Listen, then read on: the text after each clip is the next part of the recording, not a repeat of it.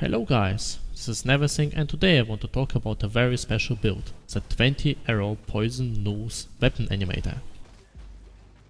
Path of Exile is a game that promotes specialized gameplay and specialized builds. If you're a summoner, you're likely gonna stick to your summons and use auras to enhance them, or use curses to weaken your enemies.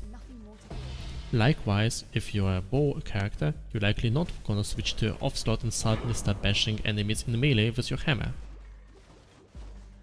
This build is something different.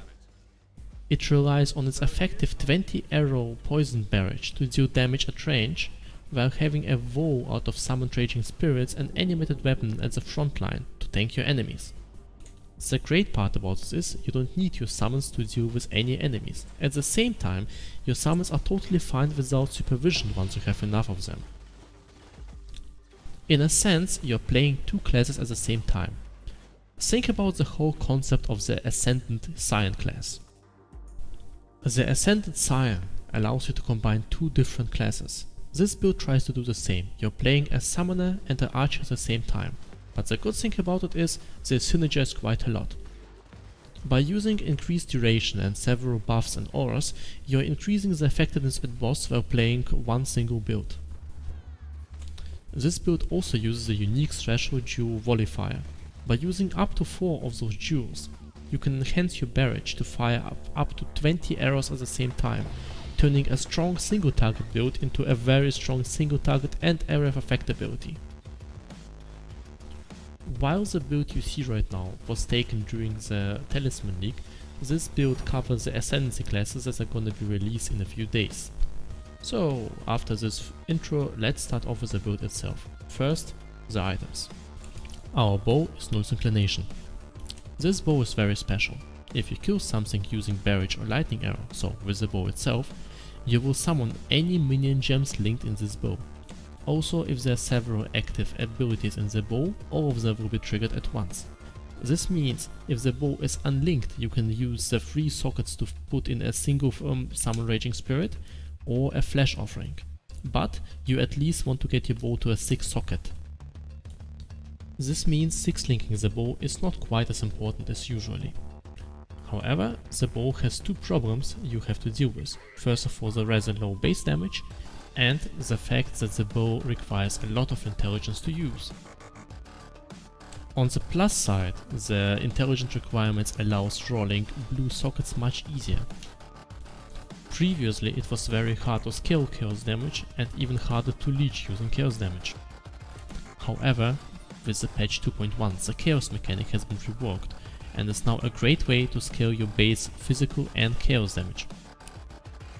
The bow also gives us minion damage based on the dexterity.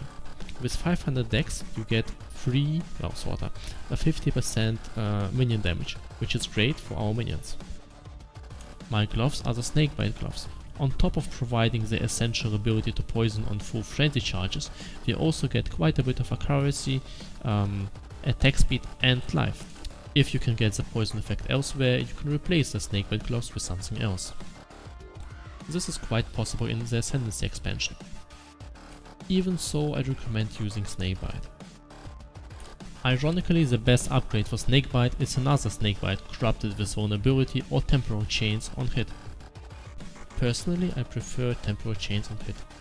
It makes gameplay so much safer and also boosts the duration of poison, allowing us to stack more poison stacks. My helmet of choice is Alpha Soul.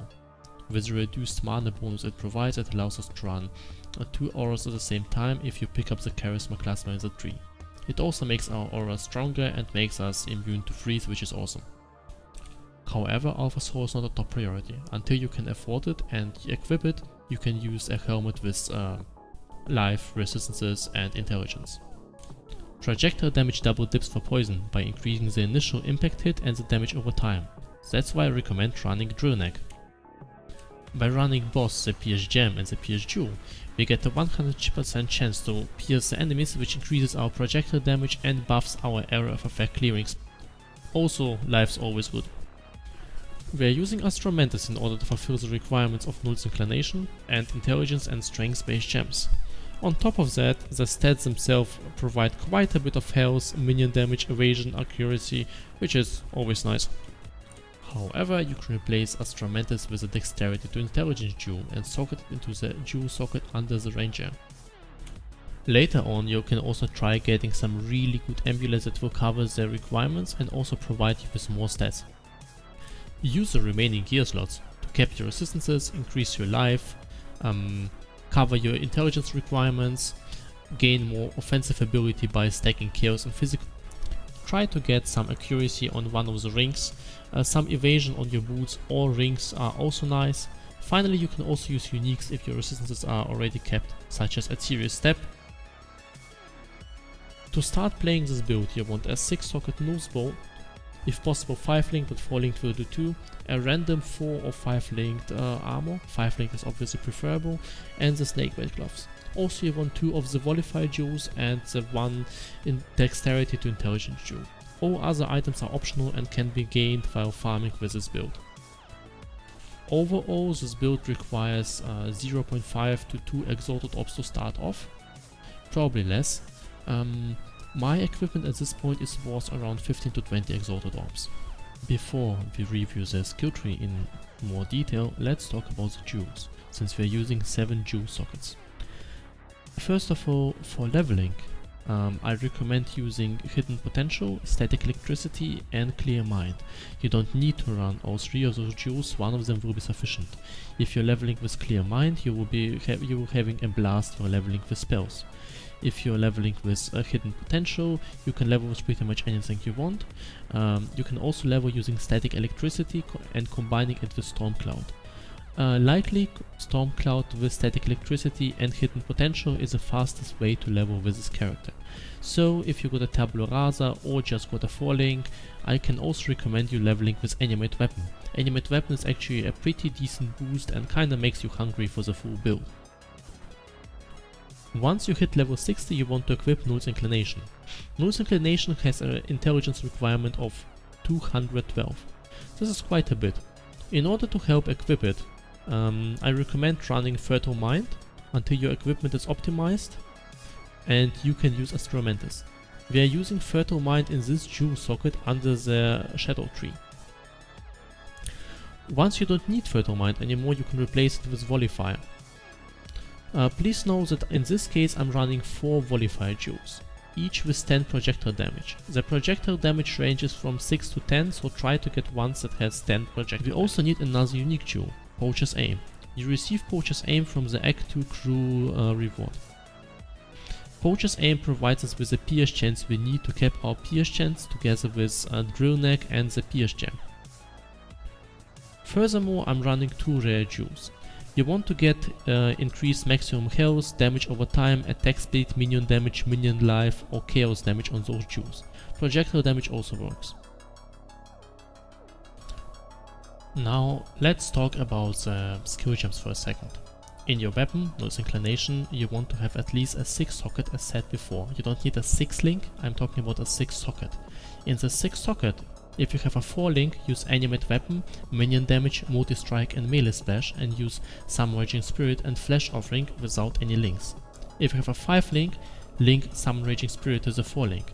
If you have a 6-link, run Flash Offering somewhere else and replace the 3-link with Minion Life, Melee Damage or Increased Duration. In our body armor we are running our main attack Barrage. We are supporting it with Chaos Damage, Void Manipulation, Culling Strike, Slower Projectiles and Pierce. Obviously if you only have a 4-link, skip the Slower Projectiles and Pierce. If you only have a 5-link, skip Slower Projectiles or Pierce depending if you have Drill Neck or not. The goal here is to use double dipping support gems in order to increase our Chaos and Poison damage. Every single support gem here improves our Poison and Chaos damage, including Culling Strike. The remaining sockets are used for buffs, support skills and auras. You want to at least use a haste aura. If you have an Alpha Soul, also run Breath Inside. Fill the other 3 slots with Mirror Arrow, an unlinked Frenzy, Blood Rage and a Fire Golem. I also highly recommend the following link: Increase Duration, Vow Haste, Rallying Cry, and if you have a 6-link, use Flash Offering inside of the link too.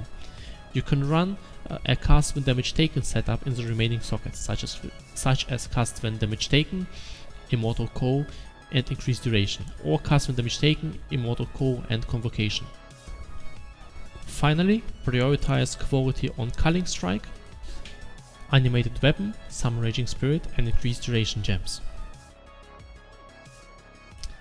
Let's talk about the skill tree. I won't be covering every single detail and pointing at a 5% life node and telling you why it's good, but the skill tree revolves around several aspects. First of all, a lot of projectile damage to double dip and boost our poison and chaos damage, a lot of jewel nodes to use the Volified jewels, the Pierce jewels and the passive jewels for life and more damage, quite a lot of life for survival, and also increased duration. By the time you hit level 60, I recommend the following skill tree. This setup allows you to use 2 Volified jewels, 1 dexterity to intelligence jewel, and also provides you with quite a bit of life, a bit of projectile damage and mana and life hybrid leech to allow leeching using Null's Inclination. This skill tree also picks up 95% increased duration, which provides a significant boost to our summons, buffs and poison damage. Afterwards, focus on completing the skill tree by grabbing more Volified jewel locations, acrobatics and more life.